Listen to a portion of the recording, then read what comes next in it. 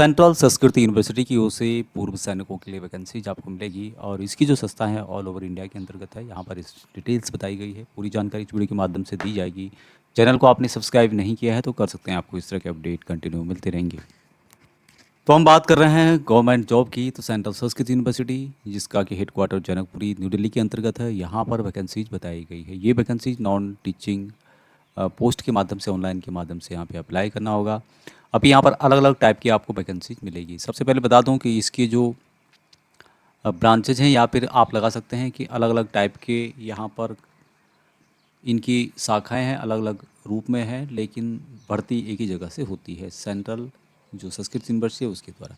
तो एकलव्य कैंपस जो कि आपका त्रिपुरा के अंतर्गत है, वेद व्यास कैंपस जो कि आपका हिमाचल प्रदेश में है, श्री गुरुनाथ कीर्ति कैंपस उत्तराखंड पौड़ी गढ़वाल देव प्रयाग में है, IKS है, EDS सेंटर ये पड़ता है आपका पुणे महाराष्ट्र के अंतर्गत। ऑल इंडिया कैडर, इसमें 12 कैंपसेस बताए गए हैं अक्रॉस दी इंडिया के अंतर्गत। अब यहाँ पर कुछ वैकेंसीज आपको देखने को मिलेगी और यहाँ पर किसकी वैकेंसीज है, किस कैंपस की वैकेंसीज है, वो भी जानकारी यहाँ पर दी गई। बात करें यहाँ पर वैकेंसीज डिटेल की, तो नेम ऑफ पोस्ट दिया गया है, पे स्केल दिया गया है, डिटेल्स ऑफ वैकेंसीज है, रिजर्वेशन के बारे में बताया गया है, मोड ऑफ रिक्रूटमेंट के बारे में बताया गया है, कैंपस के बारे में बताया गया कि कौन सा नाम यहाँ पे दिए गए हैं, जितने भी हैं, एज लिमिट बताई गई है मैक्सिमम।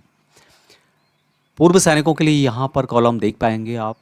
तो वैकेंसी पूर्व सैनिकों के लिए स्टेनोग्राफर के लेवल 4 की सैलरी है 25,500 से 81,100 रुपये। यहाँ पर एकलव्य वेद व्यास या फिर श्री रघुनाथ कीर्ति किसी में भी आपको यहाँ पर लिया जा सकता है। 32 एज मैक्सिमम दी गई है। Next vacancies upper division clerk की पूर्व सैनिकों के लिए एक वैकेंसीज है, लेवल 4 की सैलरी 25,500 से 81,100 रुपये। और यहाँ पर भी आपको तीनों में से कहीं भी जा सकता है।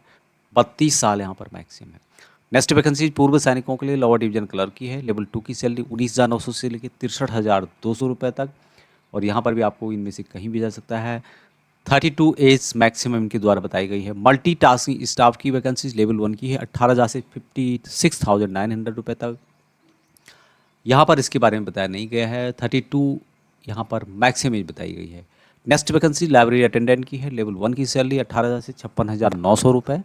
और एक वैकेंसीज पूर्व सैनिकों के लिए। तो टोटल 144 में से 10 वैकेंसीज पूर्व सैनिकों के लिए रिजर्व करके रखे गए हैं। ऑनलाइन के माध्यम से 16 मार्च 2026 से लेकर अप्लाई करना शुरू हो गया है। 16 अप्रैल 2026 11:30 PM तक इसकी लास्ट डेट आपको देखने को मिलेगी। एप्लीकेशन फीस का डिटेल्स यहाँ पे बताया गया, जो कि आप यहाँ पे देख पा रहे होंगे। अलग अलग पोस्ट के लिए पूर्व सैनिकों की बात की जाती है, यहाँ पर पूर्व सैनिकों का कॉल में यहाँ पे देख रहे होंगे तो 1,000 रुपये यहाँ पर आपको देखने को मिलेगा। जो भी पोस्ट जिसमें कि पूर्व सैनिकों के लिए वैकेंसीज है उसी से संबंधित। रिलैक्सेशन, एज रिलैक्सेशन और रिजर्वेशन तो दिया ही गया है। और जो उम्र की सीमा में छूट है पूर्व सैनिकों को एज पर गवर्नमेंट रूल के अनुसार दिया जाएगा। तो ये जो वैकेंसीज मैंने बताई थी ये सेंट्रल गवर्नमेंट की वैकेंसीज है और यहाँ पर as per central government rule के अनुसार छूट दी जाती है। यहाँ पर डिटेल्स बताई गई है कि क्या क्या एजुकेशन क्वालिफिकेशन यहाँ पर मांगा गया है। बात करें यहाँ पर जो स्टेनोग्राफर की पोस्ट है, जिसके लिए कि बैचलर डिग्री मांगा गया है, कम से कम proficiency in stenographer English Hindi minimum speed 80 word होनी चाहिए।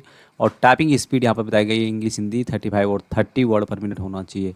बाकी नॉलेज ऑफ कंप्यूटर जरूरी है। अपर डिवीजन क्लर्क की बात की जाए तो बैचलर डिग्री कम से कम आपका होना चाहिए एनी स्ट्रीम से।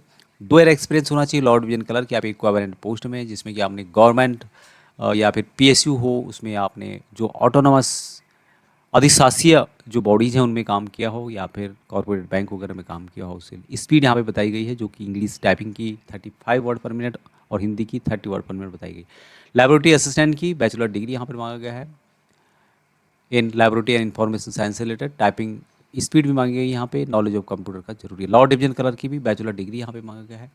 इंग्लिश टाइपिंग स्पीड 35 पर मिनट 35 वर्ड पर मिनट हिंदी और 30 वर्ड पर मिनट इंग्लिश में मांगा गया है, जो यहाँ पे आप देख रहे होंगे।